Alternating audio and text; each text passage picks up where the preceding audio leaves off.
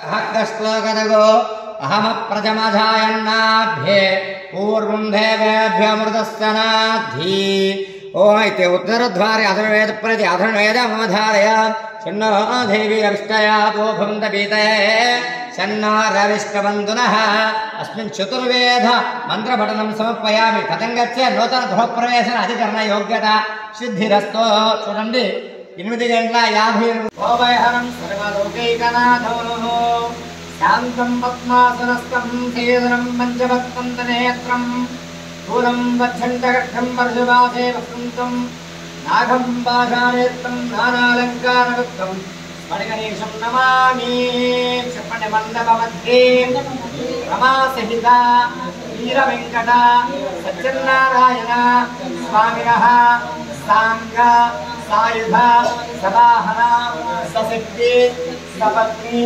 सपुत्र सपौत्र सपरिवार समेतांग मंडप मध्य रमासहित सत्यनारायण स्वामी देवता आवाहयामि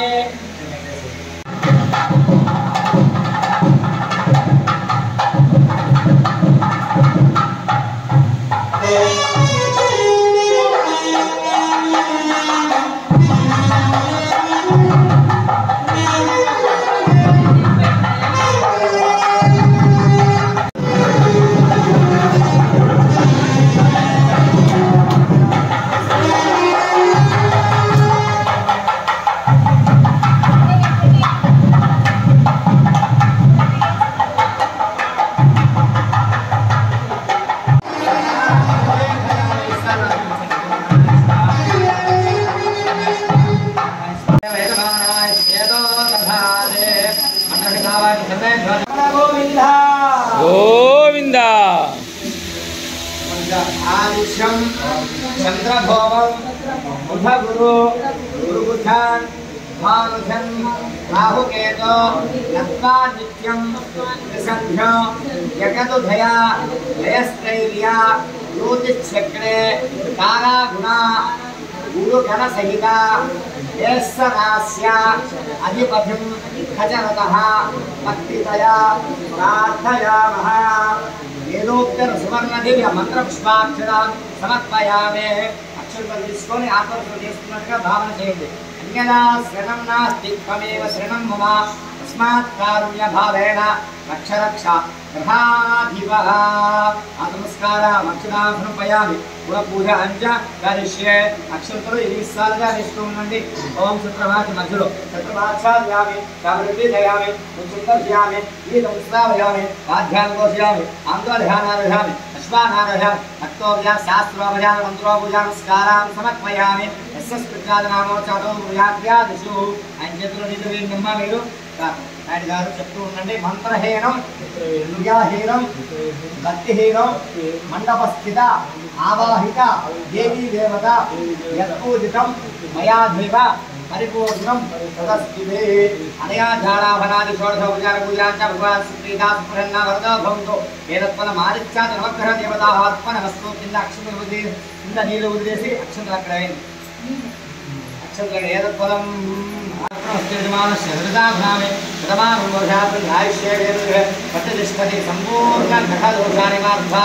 ब्रह्म विष्णु महेश्वर देवता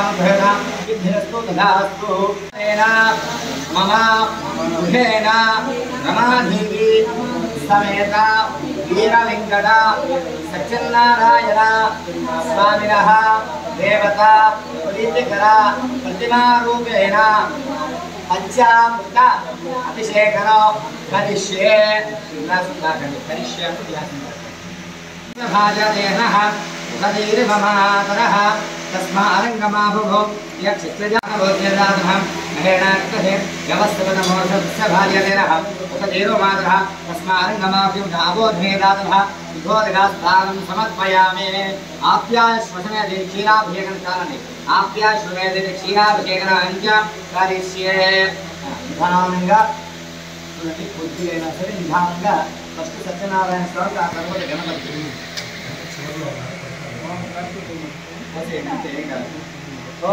చూడండి పైనుంచి వస్తే ఫోటోలో కూడా పాలు కూడా పడుతుంది ओम आप्यायस्पदमे दुधे विस्पदस्व मौष्टियन्नो अवाभाजस्व संख्यते तच्छम्यो रामगीमहे धातुं यज्ञाय धातुं यज्ञवते పోయింది స్వామి तस्तेर्भानुभेभ्यः ऊर्ध्वञ्जिधातुभे आप्यायस्पदमे दुधे विस्पदस्व मौष्टियन्न भवाभाजस्य संख्यते रमादेवी समेत वीरवेंकट सत्यनारायण स्वामिनः क्षीरेण अभिषेकं समर्पयामि क्षीरेण अभिषेकं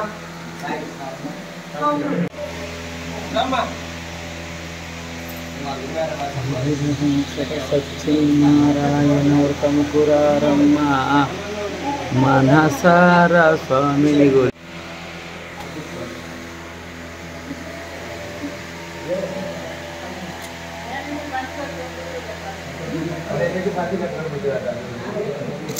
దగ్గరికి వచ్చేసి స్వామి మీద అభిషేకం చేయండి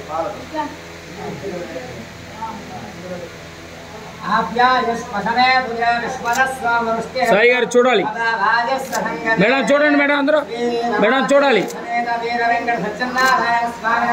क्षीरेण अभिषेकं समर्पयामि दग्धाभिषेकं अंजकरिष्ये गुरु కలిసి పెరుగు పోసేయండి రెండు పంచామృతాల్లో పెరుగు జ్ఞానగారు చేపట్టుకోండి అందరూ చూడండి పరిక్రావర్ణాకార సహోదృష్ణ సత్యనారాయణ స్వామికి పరిక్రావర్ణాకార సహోదృష్ణ రస్తస్య భాజినః పురాభినామకాగత ప్రణవాయాగో విశాలశతో రమాదేవి సమేత వీర సత్యనారాయణ స్వామినః दग्धाभिषेकं समर्पयामि तदङ्गच्चेन शुक्रवसेदियाख्याः ओम शुक्रवसे द्वादश तेजोस देवो वा गट्टिगा प्रशस्ते नहीं पड़ुतुंदी ओम शुक्रवसे द्वादश तेजोस देवो वा सविता पुरात्रेण पवित्रेण वसो सूर्यस्य रश्मिभिः श्री रमादेवी समेत वीरवेंकट पंच गट्टिगा वच्चंడి మీ దగ్గర శక్తి ఎంత ఉంటే అంత शुक्रवसे द्वादश तेजोस देवो वा सविता पुरात्रेण पवित्रेण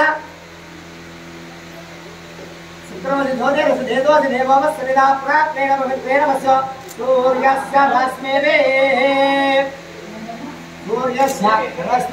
रमादेवी समेत वीरवेंकट सत्यनारायण स्वामिनः समर्पयामि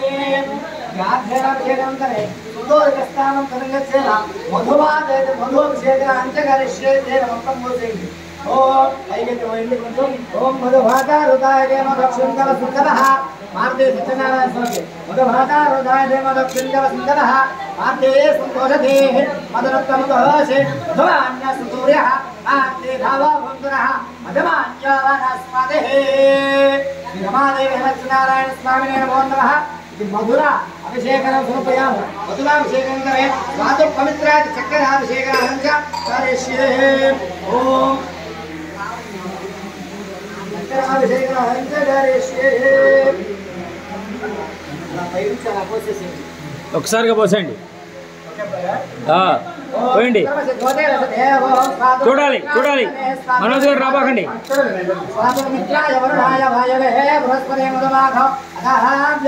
రమాదేవి సమేత వీరవేంకట సత్యనారాయణ స్వామినః చక్రేణ అభిషేకం సమర్పయామి చక్రాభిషేకం యాఫలనీయాది హలో ఓం యాఫలనీయావల పుష్పాయః సృష్టినే బృహస్పతి ప్రసూధా దానా ముఖ్యంగా అసహ రమాదేవి సత్యనారాయణ స్వామి దేవత హలో దేవత పంచామృత అభిషేకం సమర్పయామి పంచామృత అభిషేకం करे భజంత్రేయ మేళ ఇంద్రక నీరాజనః భజంత్రేయ మేళమండి ఇంద్రక నీరాజనః ఆరతి బండి బాబు భజంత్రేయ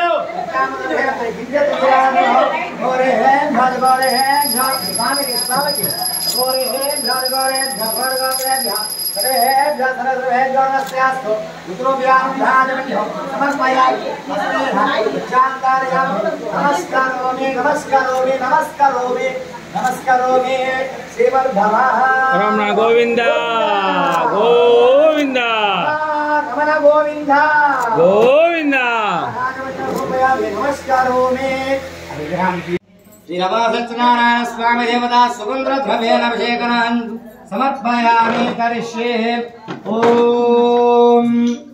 यच्छन्दसा विषभो विश्वरूपः छन्दोऽभ्यर्मृतः सम्भवूव समेन्द्रो मेधया श्रोतो अमृतस्य देवधारणो भूयास शरीरं मे विचर्षणो विद्वा मे मधुभक्तवा कर्णाभ्यां भूरिश्रभ ब्रह्मकोशोष मेधया प्रेतः सत्यनारायण स्वामी देवताभ्यो नमो नमः। इति शुद्धोदक सुगंध द्रव्येण शुद्धोदक अभिषेकं समर्पयामि। స్వామి వారిని ఇప్పుడు ఇలా తీసుకొని అమ్మ మీరు చేతితోటి స్వామి వారికి మీ అబ్బాయి చిన్నప్పుడు బొట్టు పెట్టుకుంటారు అలంకారం అలా చేస్తే అలా చేయాలి అంతే అరచేతిలో పట్టుకొని నీట్గా కడిగారం చూసుకొని లేకపోతే ఈ నీళ్ళతో కడగాలి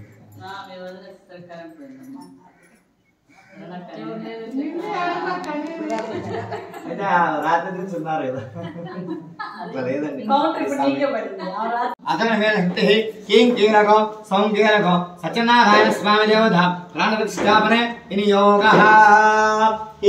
అంగుష్టాభ్యాం నమః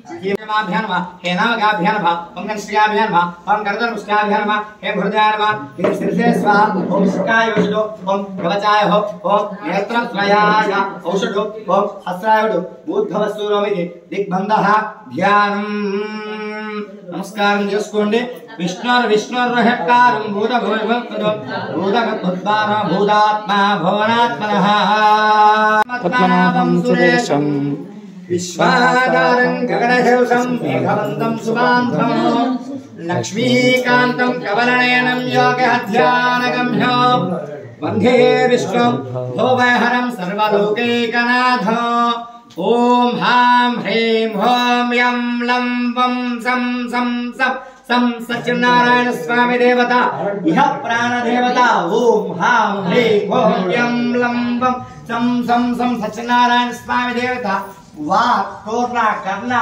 चचे स्वाहा असुनेति प्राणप्रतिष्ठापनं च करिष्ये ఇలా పట్టుకొని కలశం మీద ఓం నమో నారాయణ అంటూ కలశంలో స్వామివారిని ఆవాహన చేస్తూ ఉంటారు మీరు అష్టాదశ మంత్రాన్ని చెప్తూ ఉండాలి నమో నారాయణాయ తాగాలి కలశం తాగాలి కలశంలోనే ఇప్పుడు స్వామివారిని పిలిచేయాలి బాగా దగ్గర జరగండి లేకపోతే నిలబడైనా తాగండి తప్పులేదు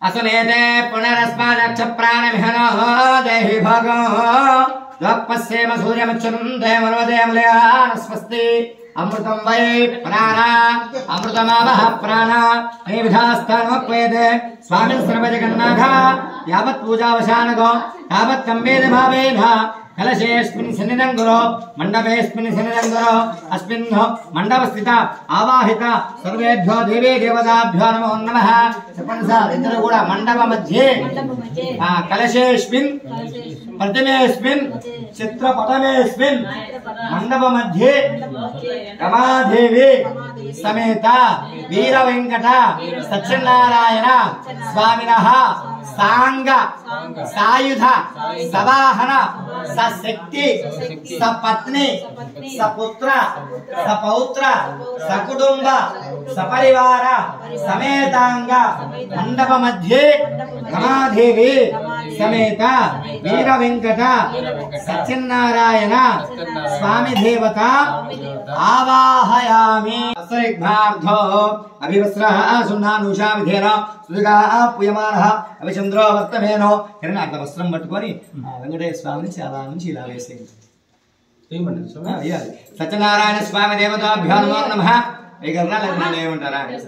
नूतन वस्त्रं समर्पयामि नूतन वस्त्रैष्णार्थ अक्षतानि समर्पयामि नूतन वस्त्रं समर्पयामि एकनोपवेदं वरमं पवित्रं भजावध्यार्या सहजं वरस्तात् आयुष्यमग्रं प्रथमं सुग्रहक्तोपेतं बलवस्य रमा सीता वीर सत्यनारायण स्वामी देवताभ्यो नमो नमः यज्ञसूत्रार्थम् अक्षतान् समर्पयामि गन्धद्वारां दुरादर्शां चुष्टाङ्गिशनिः ईश्वरेकं सर्वभूतानां विभोपयश्रियं रमासेत वीरवेंकट सत्यनारायण स्वामी देवता परिमल श्री चंदనం సమర్పయాలి లోపల వేసేయండి కలశం మీద చందనం అట్లా చల్లాలి అట్లా ముంచి చల్లాలి స్వామి చెప్తాను గంధద్వారాం దురాదర్శాంతి ఉష్ణాంగిని ఈశ్వరేకం సర్వభూతానాం తామశ్రియం పరిమల శ్రీ చందనం సమర్పయామి యోపాం పుష్పం వేద విశ్వమాన్ ప్రజావాన్ పశువాన్ భవతి चंद्रमाभाभां पुष्पो पुष्पमान् प्रजाभान् वसुभान् भवति इति आवरणार्थं पुष्पमालिकां समर्पयामि उच्चसेन्नट्ल आवरणार्थं पुष्पमालिकां समर्पयामि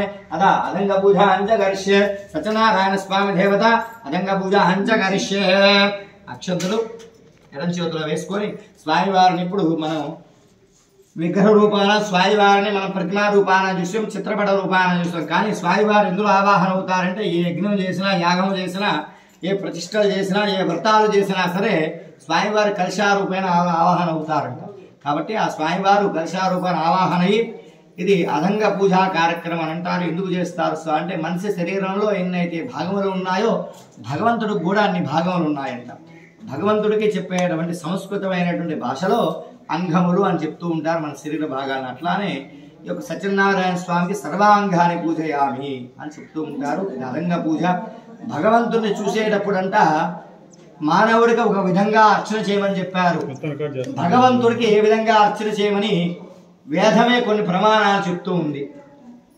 భగవంతుడికి అర్చన చేసేటప్పుడు భగవంతుడికి చూసేటప్పుడు అంతా మొట్టమొదటిగా పాదాల దగ్గర శిరస పర్యంతం అర్చన చేయమని చెప్పారు మనిషికి మాత్రం శిరస నుంచి పాద పర్యంతం వరకు అర్చన చేయాలి కాబట్టి మనం తల్లిదండ్రులకు అర్చన చేసేటప్పుడు పరసు శిరస్సు నుంచి పాదాల వరకు అర్చన చేయాలి భగవంతుడికి మాత్రం పాదాల దగ్గర శిరస పర్యంతం అర్చన చేయమని చెప్పారు ఆ విధంగా భాగమే అదంగ పూజా కార్యక్రమం అక్షంతలు తీసుకొని అక్కడ వేస్తూ ఉండండి ఎక్కడైతే ఏ శరీర భాగంలో వేస్తున్నారో నా శరీరంలో ఆ భాగంలో మీకు చూపిస్తూ తదంగచ్చేన రమాదేవి సమేత సత్యనారాయణ స్వామి దేవత అదంగ పూజ అంచ కరిష్యే ఓం కేశవాయ నమః పాదో పూజయామి అంటే పాదములు గోవిందాయ నమః గుల్ఫం పూజయామి ఇంద్రావతే నమః జంగం పూజయామి లక్ష్మీ వక్షస్థలభునాయ నమః ఉదరం పూజయామి లక్ష్మీ వక్షస్థలాయ నమః వక్షస్థలం వేసేయండి లక్ష్మీ వక్షస్థలం పూజయామి కంబు కంఠాయ నమః కంఠం పూజయామి పురే నివావక్తాయ నమః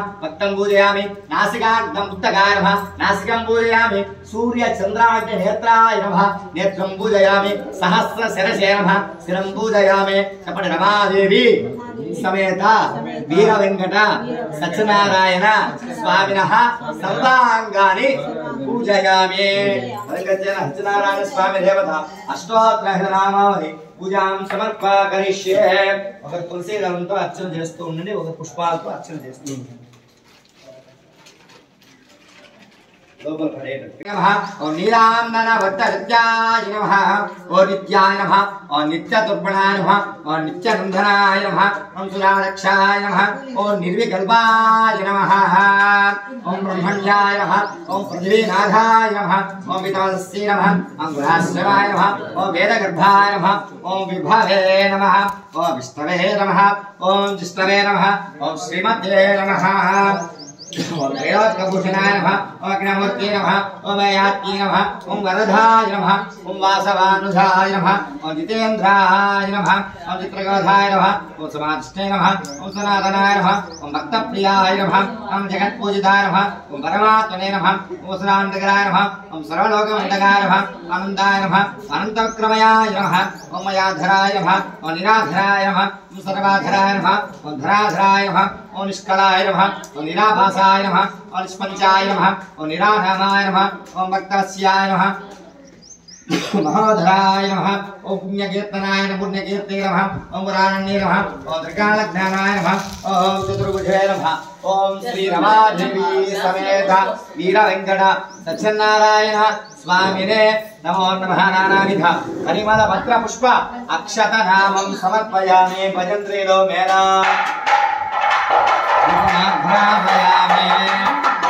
दर्शयामि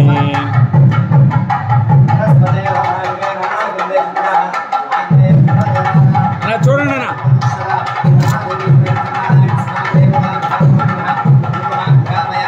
సాక్షాత్ దీపం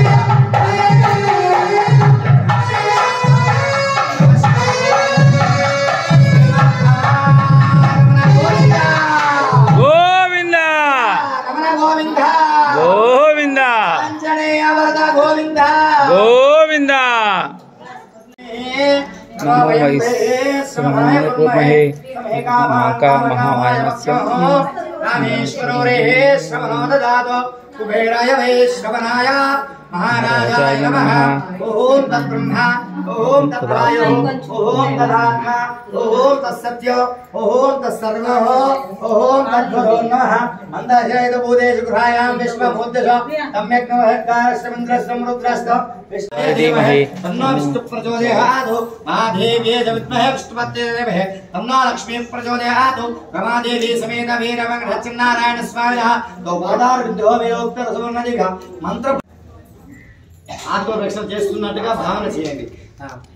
आनि कांच भापानि जन्मांतर्भूतानि च तानि तानि रक्षन्ते रक्षणं पदे पदे आपोहं पापकर्माणां भवात्मा पापसंभवा रायिमां गृहादे भासरणागतवत्सल अन्यदा शरणं नास्ति त्वमेव शरणो मम तस्मात् कारणभावेन चपट रक्षा रक्षा रमादेवी समेत वीरवेंकट सत्यनारायण स्वामिनः आत्मप्रदक्षिण नमस्कार समर्पयामि। अक्षत वेल्ली पुनः पूजां करिष्ये। अक्षत लोपल वेस्तु मंत्रो पूजा नमस्कार समर्पयामि। सत्पुजानां होचा तो प्रयाग्राजसु जगन्नाथ सत्यनारायण स्वामी देवता यत्पूर्वमादान याजान पूजान वनस्ना भरदोभवन्तु सत्यनारायण स्वामी देवतार्पणमस्तु। यजमानस्य शिरसा गुणामि शतमानं भवति तदा प्रेन्द्र आयुष्येवेन्द्रस्य सत्यनारायण स्वामी देवता संपूर्ण अनुग्रहदा सिद्धिरस्तु तदास्तु। प्रकारेण मम मम गृहेण रमादेवी समेत वीरवेंकट सत्यनारायण स्वामिनः पूजा अनंतरे स्कांद पुराणेन रेखाखंडेन पंचम अध्याय व्रत कथा श्रवणारूप पूजांच करिष्ये। प्रथमाध्याय प्रारंभः మొదటి అధ్యాయం ప్రారంభమవుతూ ఉంది। అక్షంతలు పుష్పాల అక్షంతలు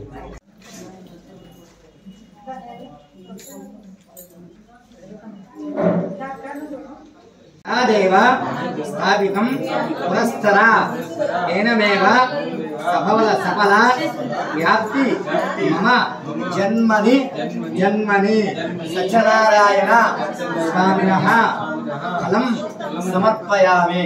ఆ ఫలం అక్కడ పెట్టండి। అయిపోయిన తర్వాత మొత్తం అయిన తర్వాత ఫలాన్ని స్వీకరించండి। శుభదిథో భక్తులందరికీ కూడా విజ్ఞప్తి, మనకి సత్యనారాయణ స్వామి ఎవరు, ఈయన వృత్తాంతం ఏమిటి, మనకి దేవతలు 33,000 మంది కోట్ల దేవతలు ఉండగా ఈ సత్యనారాయణ స్వామిని ఎందుకు ఆరాధన చేయాలి, వ్రతము చేయాలి, ఈ వ్రతం విధానం ఏమిటి, ఈ వ్రతంలో ఉండేటువంటి నియమ నిబంధనలు ఏమిటి అనేటువంటి విషయాలు మనకి అష్టాదశ మహాపురాణాల్లో 15వ పురాణం అయినటువంటి స్కంద పురాణము, ఆ స్కంద పురాణములో రేఖాఖండం అనేటువంటి అధ్యాయంలో ఈ సత్యనారాయణ స్వామి గురించి మనకి 5 అధ్యాయాల రూపంలో తెలియపరుస్తూ ఉన్నారు। కాబట్టి నాకు తెలిసినటువంటి జ్ఞానంలో మీ అందరికి కూడా కొంచెం శ్రద్ధగా వివరణ చేస్తూ ఉంటాను। కాబట్టి భక్తులందరూ కూడా శ్రద్ధగా ఈ సత్యనారాయణ స్వామి గురించి వివరంగా తెలుసుకోవాల్సిందిగా వినవలసిందిగా కోరుచున్నాం। ఓం మధ్యపూర్వోత్తరేషాయాం శుభతిథో పూర్వసంకల్ప ప్రకారేణ రమాదేవి సమేత సత్యనారాయణ స్వామి దేవత స్కాంద పురాణ రేఖాఖండేన పంచమ ప్రథమాధ్యాయ కథ శ్రవణ ప్రారంభః। ఏకదా నైమిష్యారణ్యః ఋషయః సౌనకాధాః ప్రపచ్చతాం సర్వే సూత్రపౌరాణికా గల్వాః। ఈ యొక్క శ్లోకంలో ఏం చెప్తున్నారు అనంటే, ఏకదా నైమిష్యారణ్యః, పూర్వము నైమిష్యారణ్యం అనేటువంటి ఒక అరణ్యం ఉన్నది। సౌనకాధత్రయా ఋషేయ, సౌనకాధులు అనేటువంటి ఆ ఋషులు అక్కడ ఉన్నారు। ప్రపచ్చతాం వరధో సుతం పౌరాణికా కల్భః, సుతుడు అనేటువంటి ఒక మహర్షి ఆ నైమిష్యారణ్యంలో పౌరాణిక ఇతరు గాథలు తెలువబడుతూ ఉన్నారు। పూర్వము మనం ఈ నైమిష్యారణ్యం గురించి శ్రద్ధగా తెలుసుకోవాలి। ఈ యొక్క నైమిష్యారణ్యంలో మనం ఏ వ్రతము చేసినా సరే మనకు కనిపించే వాళ్ళు సుతుడు మహర్షి, సౌనకాదుల మహర్షులు అని ఏ వ్రతంలో చేసినా సరే ఆ ఋషులు ఆ సూత మహాముని కనిపిస్తూ ఉంటారు, చెప్తూ ఉంటారు. పూర్వము మనందరికి కూడా శ్రీ మహావిష్ణువు ఆధ్యాత్మైనటువంటి ఆదిశక్తి మూర్తి అయినటువంటి శ్రీ మహావిష్ణువు పుట్టించేవాడు బ్రహ్మదేవుడైతే మధ్యలో యొక్క నాటకాన్నంతా కూడా నడిపించే వ్యక్తి ఎవరంటే నారాయణుడు. అందువల్లే మన ఇష్టదైవం కులదైవం అంతా కూడా విష్ణుమూర్తి స్వరూపంగా మాత్రమే ఉంటూ ఉంటారు. ఆ విధంగా ఈ యొక్క నాటకాన్ని నడిపిస్తూ ఉంటాడు నారాయణుడు. కాబట్టి ఆధ్యాత్మైనటువంటి నారాయణుడి దగ్గరికి ఈ యొక్క మనకి సప్తమహర్షులు అనేటువంటి మహర్షులు 7 మంది మహర్షులు ఉన్నారు. ఆ సప్తమహర్షులందరూ ఒకనాడు నారాయణుడు అంటే శ్రీ మహావిష్ణువు వైకుంఠానికి వెళ్ళారండి. వెళ్ళేసరికి ఆ వైకుంఠంలో ఉండే విష్ణుమూర్తిని ప్రార్థన చేస్తూ ఉంటారు ఈ యొక్క సప్తమహర్షులందరూ కూడా. ఓ స్వామి, మేము భూలోకములో ఒక మంచి యాగము యజ్ఞము చేసుకోవడానికి ఒక మంచి ప్రదేశాన్ని ఏర్పాటు చేయండి అని ఈ 7 మంది మహర్షులు ఆ మహావిష్ణువుని అడిగారు. ఆ మహావిష్ణువు ఈ విధంగా చెప్తూ ఉంటారు, ఓ మునివరులారా, లోక కళ్యాణం కోసం యజ్ఞాగాది క్రతువులు చేస్తూ ఉన్నారు, మంచిదే. అయితే మీ యొక్క మంచి ప్రదేశాన్ని ఏర్పాటు చేయమన్నారు కదా. అయితే నా కుడి చేతిలో ఉన్నటువంటి సుదర్శన చక్రాన్ని ప్రయోగిస్తూ ఉంటాను. ఇది భూలోకములో ఎక్కడైతే ఆగుతుందో ఆ ప్రదేశానికి వెళ్ళి మీరు శ్రద్ధగా యజ్ఞయాగాది క్రతువులు చేసి లోక కళ్యాణంతో సుభిక్షంగా చేయండి అని ఆ సప్తమహర్షులందరికీ కూడా మహావిష్ణువు చెప్తారు. వారితో పాటుగా ఈ యొక్క కుడి చేతిలో విష్ణుమూర్తి కుడి చేతిలో ఉన్నటువంటి సుదర్శన చక్రాన్ని వెళ్తూ ఉంది. ఋషుల కంటే కూడా ముందర భూలోకంలో ఆ సుదర్శన చక్రం ఎక్కడ ఆగింది అంటే భారతదేశాన్ని ఈశాన్య భాగం ఆగిందంట. ఆ సుదర్శన చక్రాన్ని జ్వాలలాగా ఉంటాయి. ఆ అగ్ని జ్వాలని నిమి అంటారు. నిమి ప్లస్ ఈశాన్యంలో ఆగింది కాబట్టి ఆ సుదర్శన చక్రాన్ని ఏమంటారు? నైమిష్య అరణ్యం అని ఆ పేరు వచ్చింది. మనకి ఈ రోజు కూడా ఈ యొక్క నైమిష్య అరణ్యం ఉన్నది. మీరు ఈ మధ్యనే కుంభమేళా అని ప్రయాగ దగ్గర 200 కిలోమీటర్ల దూరంలో వెళ్తే అక్కడ నైమిష్యారణ్యం కూడా ఉంటుంది. అక్కడ ఆ నైమిష్యారణ్యములో ఒక నైమిష్యారణ్యములో ఏకదా నైమిష్యారణ్య సౌనకాల ప్రియారుషేయ. ఆ అరణ్యములో సౌనకాధులు అనేటువంటి మహాములు అరణ్యములో కూడిపోయి ఉన్నారు. సుతం పౌరాణిక కల్భ. సుతుడు అనేటువంటి ఒక మహాముని, పౌరాణిక హితలుగాలు తెలిసినటువంటి మహాముని ఆనాడు అరణ్యానికి విచ్చేశాడు. ఈనాడు మనకి చాగంటి కోటేశ్వరరావు, గరికపాటి నరసింహారావు అయితే ప్రవచనాలు ఎలా అయితే చెప్తున్నారో పురాణాల గురించి ఆ రోజున సుతుడు అనేటువంటి మహాముని ఈ యొక్క పౌరాణిక హితలు గాథలు బాగా తెలిసినటువంటి వ్యక్తి. ఆనాడు ఆయన అరణ్యానికి విచ్చేశాడు. ఏ అరణ్యానికి? నైమిష్యారణ్యానికి. ఈ యొక్క మహాములందరూ కూడా ఈ విధంగా అడుగుతున్నారు, స్వామి, మేము లోక కళ్యాణం కోసం యజ్ఞాది క్రతువులు చేస్తూ ఉన్నాము. ఎవరి కోసం? లోకమంతా కూడా సుభిక్షంగా ఉండటం కోసం. కాబట్టి ఆ లోకంలో ఉన్నటువంటి 84 లక్షల జీవరాశుల్లో వీళ్ళందరూ వ్రతము ఏదైనా పూజ కానీ పునస్కారం కానీ వ్రతము కానీ జపము కానీ ఏదైనా ఉన్నదా? అట్టి వివరణ నాకు తెలియపరచండి అని ఆ ఋషులందరూ కూడా ఎవరిని అడిగారు? సుతుడు అనేటువంటి మహాముని అడిగారు. ఆ మహాముని ఈ సత్యనారాయణ స్వామి 5 కథల గురించి సుతుడు అనేటువంటి మహాముని ఆ సౌనకాద మహర్షిని ఉద్దేశించు ఈ కథల గురించి చెప్తూ ఉన్నారు. ఓ మునివరులారా, పూర్వం మీరు అడిగినటువంటి విషయాన్ని ఒకప్పుడు నారదుల వారు శ్రీ మహావిష్ణువుని అడుగుతూ ఉన్నారు. అట్టి వృత్తాంతాన్ని మీ అందరికీ తెలియపరుస్తాను, శ్రద్ధగా వినండి అని ఆ సూత మహాముని సౌనకాద ఋషుల గురించి ఉద్దేశించి చెప్తూ ఉన్నారు. పూర్వము ఆ జన్మ బ్రహ్మచారి నిత్యము నారాయణ మంత్రాన్ని జపిస్తున్నటువంటి వ్యక్తి ఎవరంటే సృష్టిలో కల్లా నారద మహాముని. ఈ నారద మహామునికి ఏమిటంటే అత్యంత ఆతృతం అనేటువంటి ఎక్కువగా ఉంటుంది. ప్రతి విషయాన్ని తొందరగా తెలుసుకోవాలి, ఏమిటి అనేటువంటి విషయాన్ని తెలుసుకోవాలని చెప్పి ఆ నారద మహాముని మొత్తం కూడా మనకి ముల్లోకాలంతా కూడా తిరిగి 84 లక్షల జీవరాశుల విషయాలు తెలుసుకుందామని ఆ నారద మహాముని బయలుదేరారు. మనకి లోకములు ముల్లోకాలంటే 14 లోకములండి. భూలోకం కింద మళ్ళీ 6 లోకాలు ఉంటాయి, భూలోకం మళ్ళీ పైన 7 లోకాలు ఉంటాయి. భూలోకం కింద ఉండేటువంటి లోకములు అత్తాల విత్తాల సుతాల రసాతల మహాతాల పాతాల లోకాన. ఈ విధంగా అతల లోకము, వితల లోకము, తలాతల లోకము, రసాతల లోకము, మహాతల లోకము, పాతాల లోకం వరకు ఆయన నారద మహాముని విచ్చేశారు. ఆ తదుపరి పాతాల లోకం పైన ఉండేటువంటి లోకం భూలోకానికి విచ్చేశారంట. భూలోకంలో నారద మహాముని వస్తున్నటువంటి విచ్చేస్తున్న సందర్భంలో ఆ భూలోకంలో మానవులందరూ కూడా అనేకమైన కష్ట నష్టములన్నీ కూడా పడుతూ దారిద్ర్యాన్ని అనుభవిస్తూ ఈశ్వర దేశములతోటి పడుతూ ఉన్నారు.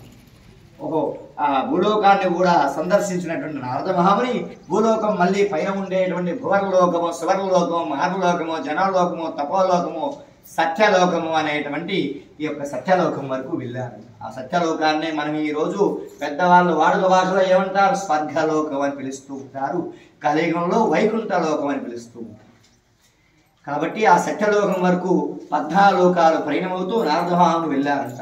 సత్యలోకంలో ఎవరుంటారంటే సాక్షాత్తుగా శ్రీ మహావిష్ణువు ఉంటారు. ఆ మహావిష్ణువు దగ్గరికి వెళ్ళి ఓ నాయన ఆ సత్యలోకానికి వెళ్ళారు. సత్యలోకంలోకి వెళ్ళేసరికి నమో నారాయణ అంటూ మంత్రాన్ని జపిస్తూ 7 ద్వారాలు దాటుకుంటూ సత్యలోకానికి వెళ్ళారు నారద మహాముని. ఆ సత్యలోకంలో మహావిష్ణువు విధంగా యోగమాయ నిద్రిస్తూ ఉన్నారంట.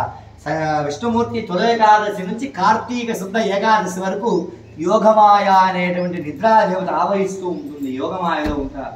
అందుకోసం అది దక్షిణాయనం అని పిలుస్తూ ఉంటారు. దక్షిణాయనంలో మన కోరికలన్నీ కూడా విష్ణుమూర్తికి చెప్తే ఉత్తరాయణం నుంచి ఆ కోరికలన్నీ కూడా తీరుస్తారని శాస్త్ర ప్రమాణం.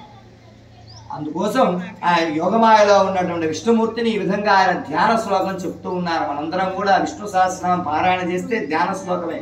శాంతాకారం భుజగసేనం పద్మనాభం సురేశం. ఈ విధంగా ధ్యాన శ్లోకం చెప్పేసరికి విష్ణుమూర్తి కళ్ళు తెరిచి చూశాడు. ఆ ధ్యాన శ్లోకం అర్థం ఏ విధంగా ఉంటుంది, ఆయన ఎట్లా ఉన్నారో మనకి నారద మహాముని చెప్తూ ఉన్నారు.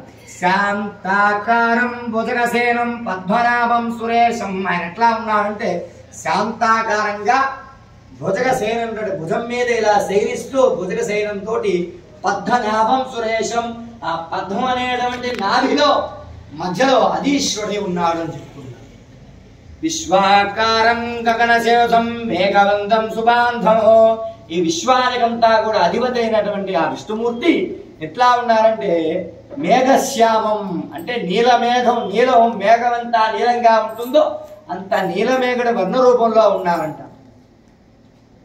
లక్ష్మీకాంతం కమలనయనం యోగహధ్యానగమ్యం. ఆయన ఎక్కడ ఉన్నారంటే లక్ష్మీకాంతం. లక్ష్మీదేవి ఉంటేనే ఆయనకి రూపానికి కాంతివంతమైనటువంటి లక్ష్మీకాంతం కమలనయనం. లక్ష్మీదేవి తన పాదాల దగ్గర కమలనయనంతో పట్టుకుని కమలం పద్మనాభం లక్ష్మీకాంతం కమలనయనం యోగిహధ్యానగమ్యం. యోగిహధ్యానగమ్యం ఆయన ఎక్కడ ఉంది? హృదయంలో ఉంది. ఆయన ఈ రూపం ఉన్నటువంటి వ్యక్తి ఎవరంటే వందే విష్ణుం భవహరం సర్వలోకైకనాథం.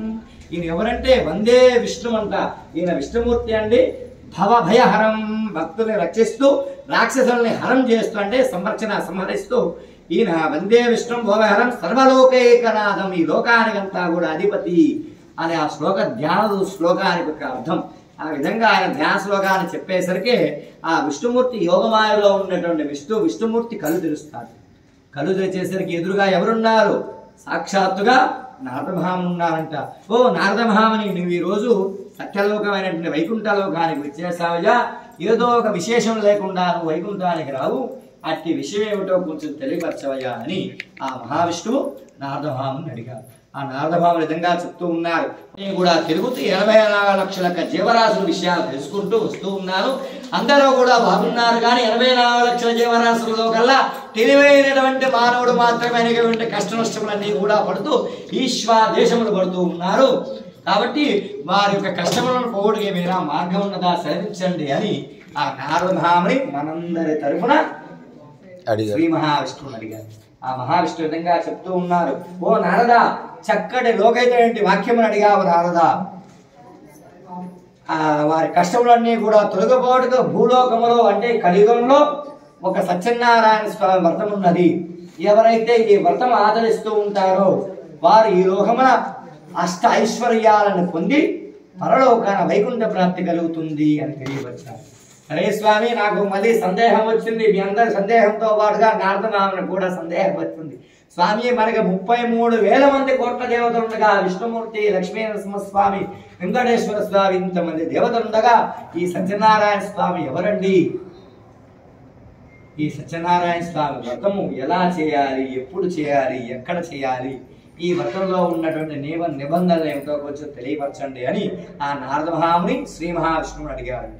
ఆ మహావిష్ణు విధంగా సెలవిస్తున్నారు. ఓ నారద, మత్స్య కూర్మ వరాహ నారసింహ దశావతారాల్లో ఉన్నటువంటి విష్ణుమూర్తి కాదండి, ఈ యొక్క సత్యనారాయణ స్వామి విష్ణుమూర్తి అంతరాత్మలో ఉన్నటువంటి విష్ణుమూర్తి ఈ యొక్క సత్యనారాయణ స్వామి. గుర్తు చేసుకోవాల్సింది ప్రతి మనిషిలో కూడా ఇంకొక మనిషి ఉంటాడని, తన మనసు అనేటువంటి మనిషి ఉంటాడని ప్రతి ఒక్కరికి తెలుసు. మనం ఎన్ని చెప్పినా సరే ఆ మనసు మాటనే మనం వింటూ ఉంటాం. అట్లానే సత్యన విష్ణుమూర్తి యొక్క మనసులో నుంచి ఉద్భవించినటువంటి వ్యక్తే ఈ యొక్క సత్యనారాయణ స్వామి. అందువల్ల ఇక్కడ దశావతారాల్లో ఉన్న విష్ణుమూర్తి కాదు అని చెప్తూ ఆ విధంగా ఇక్కడ అమ్మవారి పేరు రమాదేవి. రమా సహిత అనంతలక్ష్మీదేవి సమేత సత్యనారాయణ స్వామి అని సంబోధిస్తూ ఉంటారు. ఇక్కడ సత్యనారాయణ స్వామి వ్రతాన్ని ఎప్పుడు చేయాలి, ఎక్కడ చేయాలి, వ్రతంలో ఉన్నటువంటి నియమ నిబంధనలు ఏమిటి? ఈ యొక్క సత్యనారాయణ స్వామి వ్రతాన్ని బ్రాహ్మణులైతే వేద విద్యను అభ్యసిస్తున్నటువంటి సందర్భంలో వ్రతం చేయడం వల్ల వేదాధ్యాయంతో కూడా పూర్తవుతుంది. వైశ్యుడు ఈ వ్రతం చేయడం వల్ల వ్యాపారం లాభం కలుగుతుంది. క్షత్రియుడు ఈ వ్రతం చేయడం వల్ల రాజ్యము విస్తరింపబడుతూ ఉంటుంది. శూద్రుడు ఈ వ్రతం చేయడం వల్ల సర్వత్వ శుభము కలుగుతుంది అని తెలియవచ్చారు. సత్యనారాయణ స్వామి వ్రతాన్ని ఎప్పుడు చేయాలి, ఎక్కడ చేయాలి, ఎలా చేయాలి?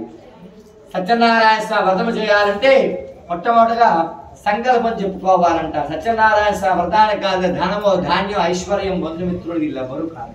సత్యనారాయణ స్వామి వ్రతానికి కావాల్సింది ఏమి తెలుసా? రెండు ముఖ్యమైనటువంటి విషయాలు. ఒకటి భక్తి, రెండు శ్రద్ధ. భక్తి శ్రద్ధతో మాత్రమే యొక్క సత్యనారాయణ స్వామి వ్రతాన్ని ఆచరింపచేయాలి. ఓ సత్యదేవ, నేను వ్రతం చేస్తానని చెప్పి మనసులో సంకల్పం చెప్పుకోవాలి. సంకల్పం చెప్పుకొని ఒక ఉదయాన్నే ప్రాతకాలంలో నిద్రలేవాలి. సత్యనారాయణ స్వామి వ్రతాన్ని చైత్రమాసంలో కానీ, వైశాఖ మాసంలో కానీ, కార్తీక మాఘమాసాల్లో మాత్రమే ఆచరింపచేయాలి. ఎప్పుడు ఆచరింపచేయాలి? రవి సంక్రమణంలో మాత్రమే. రవి ఒక రాశి నుంచి ఒక రాశిలో మారుతున్నటువంటి సంక్రమణంలో మాత్రమే. అందుకని మకర సంక్రాంతి నాడు సంక్రమణంలో మాత్రమే ఆచరింపచేయాలి. లేదా స్వామివారి విశేషంగా పౌర్ణమి తిథి నాడు కానీ, ఏకా తిథి నాడు కానీ వ్రతం ఆచరింపచేయాలి. సత్యనారాయణ స్వామి వ్రతం చేస్తానని మనసులో సంకల్పం చెప్పుకొని ఒక ఉదయాన్నే ప్రాతకాలం నుండి నిద్రలేచి ఎక్కడైతే మనం వ్రతం చేస్తున్నామో అక్కడ ఈశాన్య భాగంలో గోమయంతో అలిగి 5 రకాల చూర్ణములతో పద్మం ముగ్గు వేసి ఆ ముగ్గు మీద ఒక నూతన పీటను పరిచి ఆ నూతన పీట మీద ఒక నూతన వస్త్రాన్ని పరవాలి.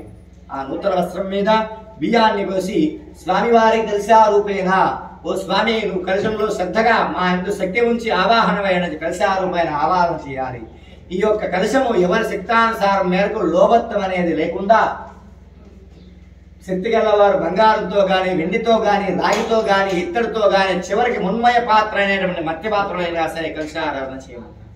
స్వామివారి కలశారూపేణ భాగం అనంతరం స్వామివారికి యథాశక్తిగా సత్యనారాయణ స్వామి వ్రతంలో భాగంగా ఆదో పూజ వినాయకుడు విఘ్నేశ్వర ఆరాధన చేసి ఆదిత్యాది నవగ్రహ మండపారాధన, పంచపాలకులు, ఇంద్రాది అష్టిపాలకులు అనేటువంటి మండప ఆరాధన చేసి స్వామివారికి ప్రతిమా రూపేణ ఎవరి శక్తానుసారం మేరకు ప్రతిమ లోభత్వం అనేది లేకుండా ప్రతిమా రూపేణ పంచ అమృతాలతో అభిషేకం చేసుకుని స్వామివారికి భక్తి శ్రద్ధతోటి అర్చనలు, పూజా కార్యక్రమాలు శ్రద్ధగా అర్చన చేసి స్వామివారి యొక్క గురించి తెలుసుకుంటూ స్కాంద పురాణంలో రేఖాఖండం గురించి తెలుసుకుంటూ ఒక్కొక్క భాగాన్ని ఒక్కొక్క అధ్యాయంగా నివేదించమన్నారు. ప్రసాదం స్వామివారి యొక్క ప్రసాదముగా 5 పావసేల చొప్పున గోధుమ నూక, 5 పావసేల చొప్పున చక్కెర, తేనె, నీటితో కూడుకున్నటువంటి ప్రసాదాన్ని తయారు చేసి భక్తి శ్రద్ధతోటి స్వామివారికి నివేదించి ఈ యొక్క సత్యనారాయణ స్వామి వ్రతాన్ని ఈ విధంగా ఆచరించమని సాక్షాత్తుగా మహావిష్ణువు నారద మహామునికి తెలియవచ్చారు. ఈ యొక్క నారద మహాముని ఈ సత్యనారాయణ స్వామి వ్రతం చేయడం వల్ల ఎటువంటి ఫలితాలు కలుగుతాయి అని అంటే, ఈ యొక్క సత్యనారాయణ స్వామి వ్రతం చేయడం వల్ల సత్యనారాయణ స్వామి వ్రతమును నదీ ప్రవాహ ప్రాంతాల్లో కానీ, తీర ప్రవాహ ప్రాంతాల్లో కానీ లేదా గృహము చేసుకుంటే అత్యంతమైనటువంటి పుణ్యఫలం కలుగుతుంది అని తెలియపరిచారు. కాబట్టి ఆ విధంగా నారద మహాముని తెలియపరచడం వల్ల సత్యనారాయణ స్వామి వ్రతం గురించి మునివర్యులు తెలుసుకుని మునివర్యుల ద్వారా మన గ్రంథాలలో లిఖించి ఆ గ్రంథాల ద్వారా మనం ఈ రోజు సత్యనారాయణ స్వామి వ్రతాన్ని ఆచరింపజేస్తూ ఉంటున్నాం. ఈ స్కాందపుర రేఖాఖండేన సత్యనారాయణ స్వామి దేవత ప్రథమాధ్యాయ 10 సమాప్త. శ్రీమద్ గోవింద గోవింద.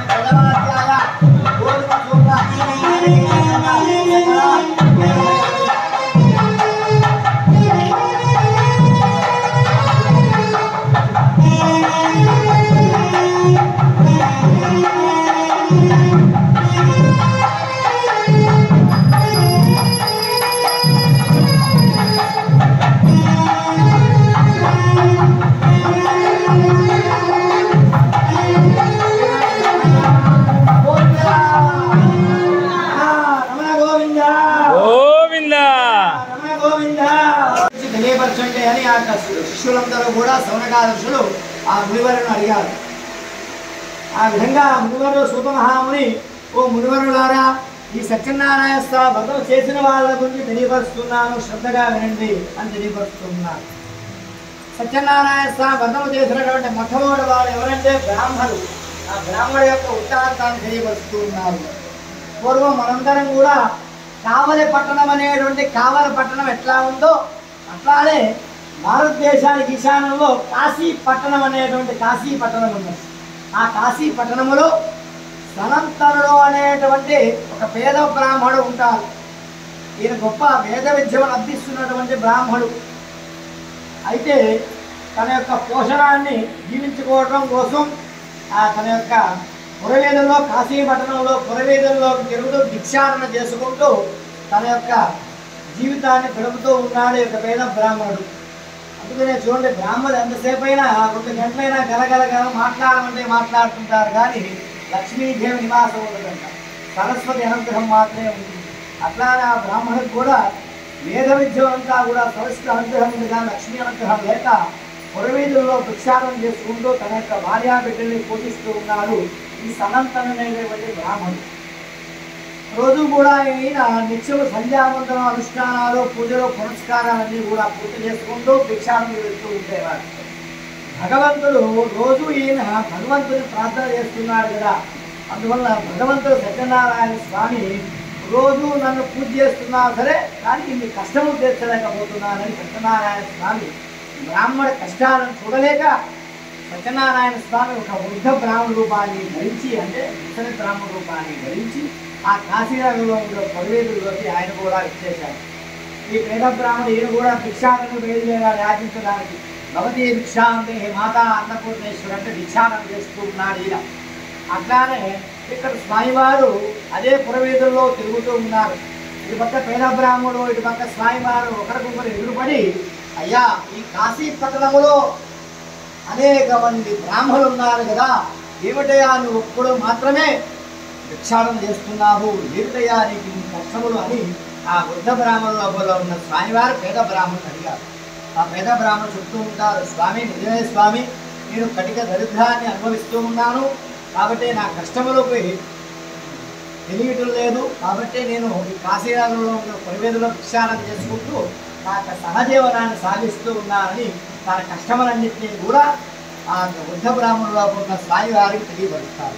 ఆ స్వామివారు తన కష్టములన్నీ కూడా శ్రద్ధగా విని చివరికి, ఓ బ్రాహ్మణ, నీవు తక్షణమే నీ గృహములో సత్యనారాయణ స్వామి వ్రతము చేయి, నీ కష్టములన్నీ కూడా తొలగిపోతాయనే మాట చెప్పి ఆ స్వామివారి మరికొంత దూరం వెళ్ళి అదృశ్యమైపోతారు. ఈ పేద బ్రాహ్మణుడు భిక్షాటన కూడా పూర్తి చేసుకుని తన గృహానికి ఇచ్చేసి, ఎవరో పెద్దలు చెప్పారు, వాళ్ళ మాట వింటే మన కష్టాలు తిరుగుతాయని చెప్పారు కదా, మనం ఇప్పుడే తక్షణమే సత్యనారాయణ స్వామి నమస్కారం చేసుకున్నారంటే ఆ పేద బ్రాహ్మణుడు అదే రోజు రాత్రి, ఓ సత్యదేవ సత్యనారాయణ స్వామి,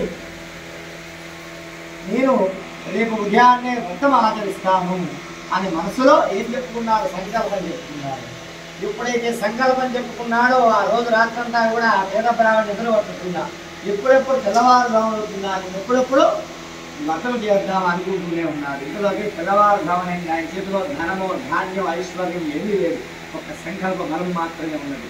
ఆ విధంగా యథావిధిగా సంధ్యావందనాలు పూజలు పురస్కారాలు చేసుకుని, ఓ సత్యదేవా, నేను ఈరోజు వ్రతాన్ని ఆచరింపజేయాలి, మాకు శక్తిని ప్రసాదింపజేయ నమస్కారం చేసుకుని ఆయన కూడా భిక్షాటన బయలుదేరారు. రోజు వెళ్ళేటువంటి వ్రతాల్లోకి వెళ్ళకుండా, ఆయన తెలియకుండా ధనవంతుల వ్రతాల్లోకి వెళ్ళాడు యొక్క బ్రాహ్మణుడు. ధనవంతుల వ్రతాల్లోకి వెళ్ళేసరికి రోజు వచ్చే ధనము ధాన్యం కంటే మరికొంత ఎక్కువగా ధనము ధాన్యం వచ్చింది. ఆ వచ్చినటువంటి పదార్థాలన్నీ కూడా తీసుకొని ఒక మంచి పురోహితుడిని పిలిపించుకొని తన గృహంలో సత్యనారాయణ స్వామి వ్రతాన్ని ఆచరింపజేస్తూ ఉన్నారు. కొత్తగా ఆచరిస్తున్నటువంటి సందర్భంలో ఆ కాశీపట్నంలో ఉన్నటువంటి కట్టెలు అమ్ముకునేటువంటి కట్టెల కావడి. చూడండి, మీరు భారతదేశంలో ఈ రోజుకి ఎక్కడైనా సరే కట్టెలు అమ్మకపోయినా సరే కాశీపట్నంలో ఈ రోజు కూడా కట్టెలు అమ్ముతూ ఉంటారు. హరిశ్చంద్ర ఘాట్లో ఈ రోజు కూడా కట్టెలు అమ్ముతూ ఉంటారు. పూర్వం నుంచి ఇప్పటికి కూడా అదే విషయం తెలియపరుస్తూ ఉన్నారు. ఆ కట్టెలు అమ్ముకునేటువంటి కట్టెల కావడి శ్రద్ధగా దాహము కోసము ఈ పేదవాడి బ్రాహ్మణ ఇంటి వద్ద బయట కూర్చున్నారు. ఈ ప్రసాదం స్వీకరించినటువంటి ఆ పేద బ్రాహ్మణుడు కఠినమునే కాపరి ఇద్దరు కూడా వ్రతం చేసినటువంటి ఈ పేద బ్రాహ్మణుడు అదే రాజ్యంలో ఒక రాజుగారు మంత్రిగా కాశీ క్షేత్రానికి విచ్చేస్తారు. కాశీ క్షేత్రానికి విచ్చేసరికి ఈ ఆశీర్వచనం కోసం వెళ్తాడు ఈ పేద బ్రాహ్మణుడు. అదే వ్రతం జరిగినటువంటి సాయంకాలమే ఈ కార్యక్రమం జరిగింది. ఆ ఆశీర్వచనం చేయడం చూసి ఆ రాజుగారి పేద బ్రాహ్మణుని తన రాజ్యంలో మంత్రిగా నియమిస్తాడు. చూడండి, వ్రతం చేసినటువంటి బ్రాహ్మణుడు ఒక రాజ్యానికి మంత్రి అయ్యాడు. ఆ కథలో విన్నటువంటి కఠినమునే కాపరి చివరికి ఐశ్వర్యాన్ని పొంది ఆ ఊరిలో ఉన్నటువంటి గొప్ప కోటీశ్వరుడు అయిపోయినటువంటి కఠినమునే కాపరి చివరికి వైకుంఠ ప్రాప్తి, వైకుంఠ దర్శనం కలిగిందని చెప్పి ఈ ద్వితీయాధ్యాయంలో తెలియపరుస్తూ ఉన్నారు. ఈ రెండవ అధ్యాయంలో కఠినముకునేటువంటి ఆ వ్రతము చేసినటువంటి బ్రాహ్మణుడు ఈ కఠినముకునేటువంటి కాపరి ఇద్దరే కూడా శ్రద్ధగా స్వయంవారి అనుగ్రహాన్ని పొంది ఐశ్వర్యాన్ని పొంది వైకుంఠ ప్రాప్తి కలిగిందని చెప్పి ఈ ద్వితీయాధ్యాయంలో తెలియపరుస్తున్నారు. ఇది స్కాంద పురాణే రేఖాఖండే పంచమాధ్యాయ ద్వితీయాధ్యాయ కథ పరిసమాప్త. శ్రీమద్ గోవింద గోవింద గోవింద.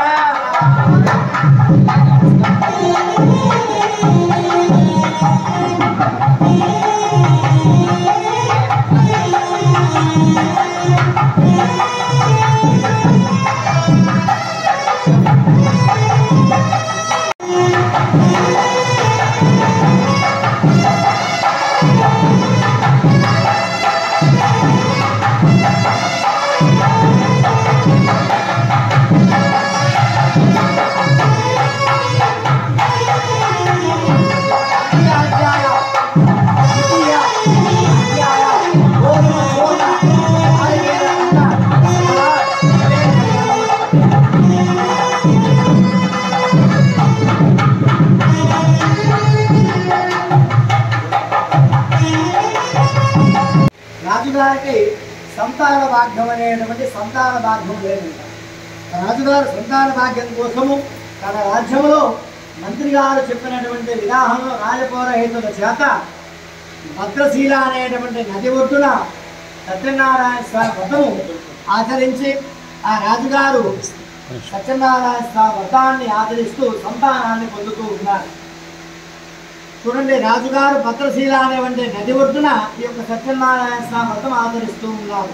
అదే భద్రశీల నదిలో ఒక వైశ్యుడు అనేటువంటి శక్తి గారు, ఆయన పేరు సాధు అనేటువంటి ఒక వైశ్యుడు వ్యాపార నిమిత్తం కోసం ఆ భద్రశీల నదిలో ప్రయాణం చేస్తూ రాజుగారు జరిగేటువంటి వ్రత ప్రదేశాన్ని చూసి ఆ పడవని ఒడ్డు పట్టించుకొని ఆ సాధు అనేటువంటి వైశ్యుడు ఆ వ్రతం జరిగేటువంటి ప్రదేశానికి వెళ్తారు. అక్కడ ఉన్నటువంటి రాజపౌరహితులు శ్రద్ధగా రాజుగారి చేత రాణిగారి చేత శ్రద్ధగా సత్యనారాయణ స్వామి వ్రతం చేయిస్తూ ఉన్నారు. చేయించి పూర్తయిపోయిన తర్వాత ఈ సాధు అనేటువంటి వైశ్యుడు ఆ రాజపౌరహితులను అడుగుతారు, ఏమిటండి ఈరోజు నది ఒడ్డున రాజుగారు ఏదో పూజ చేస్తూ ఉన్నారు, ఏమిటి పూజ అండి, ఈ పూజ యొక్క ఫలితం ఏమిటో కొంచెం తెలియపరచండి అని ఆ రాజపౌరహితుల్ని యొక్క వైశ్యుడు అడిగారు.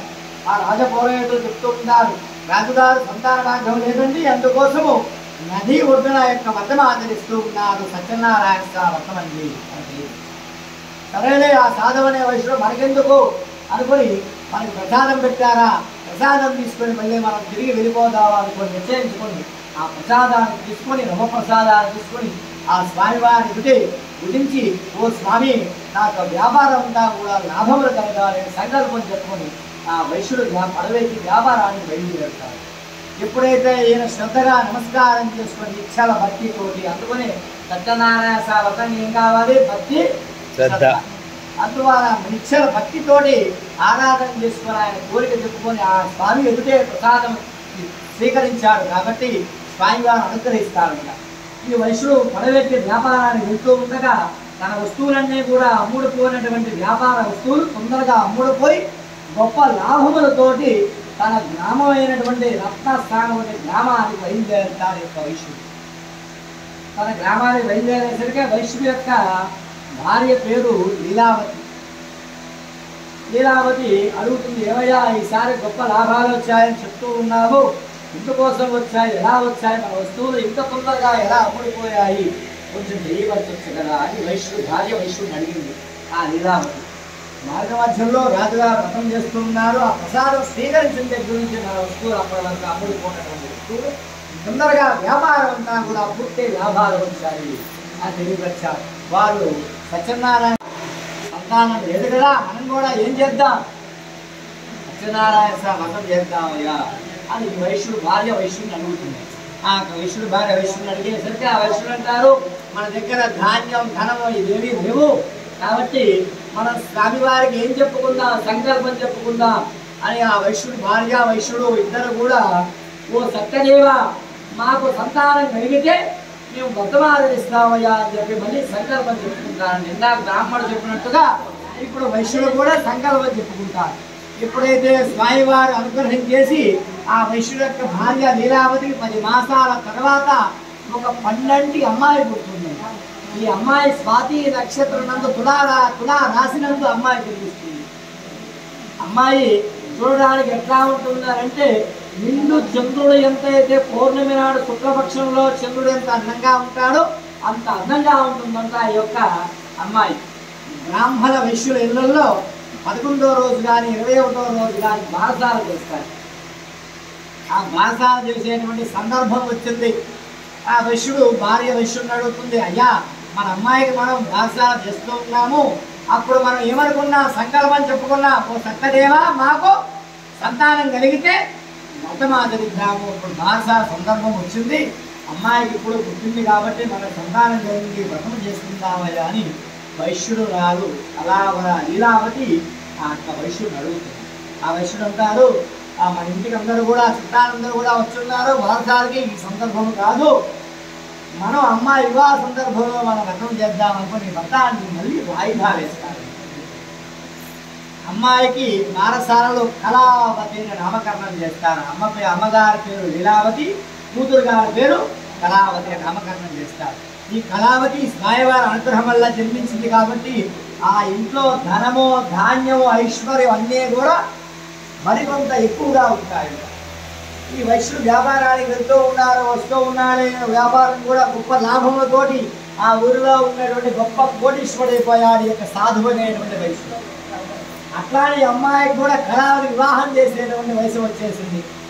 అమ్మాయి చూడడానికి ముచ్చటమైనటువంటి శుక్లపక్షంలో చంద్రుడు ఉంటుంది అందమైనటువంటి అమ్మాయి. మా అమ్మాయికి తగిన వరుణ్ణి తీసుకురమ్మని చెప్పి ఒక దూతని చెప్పాడు ఆ సాధువు అనేటువంటి వైశ్యుడు. దూతని చెప్తారు. ఆ దూత తిరిగి చంద్రశేఖరపురం అనేటువంటి ఆ చంద్రశేఖరపురంలో బోయవాడు అనేటువంటి ఒక వైశ్యుడి యొక్క కుమారుడు ఉంటారంట. పక్కన పెట్టించండి. కుమారుడు, ఆ కుమారుడు చూడడానికి చాలా ఆధారభావుడు, అందాల వీరుడు. ఈ కళావతికి తగిన భక్తే అనుకుని ఆ నాన్నగారు వైశ్యుడు కాకంటే కూడా వ్యాపారం బాగా చేస్తారనే విషయాన్ని తెలుసుకుని ఆ సాధువనే వైశ్యుడు ఈ కళావతికి ఇచ్చి వివాహం చేయాలని చెప్పి నిశ్చయం చేసుకుంటారు. చూడండి, ఒక అమ్మాయిని వివాహం చేస్తున్నారంటే మొట్టమొదటిగా ఆలోచించేటువంటి తండ్రి ఇక్కడ చెప్తారు. ఆ కన్యాదానంలో మీరు కన్యాదానం చేస్తున్నారు, ఆ కన్యాదానంలో చెప్పేటువంటి విషయం ఏమిటి తెలుసా, కన్యా వరేదే రూపం. ఆ కన్య అంటే వరుడు ఏ రూపాన ఉంటుందని ఆలోచిస్తుందంట. కన్యాదానం చేసే సందర్భంలో చెప్పాలి, కన్యా వరేదే రూపం. ఆ కన్య వరుడు ఏ రూపంలో ఉంటుందో చూడాలి. ఆ మనసులో అదే ఆలోచన ఉంటుందంట. మాతా చరిత్ర తల్లి ఏమనుకుంటుంది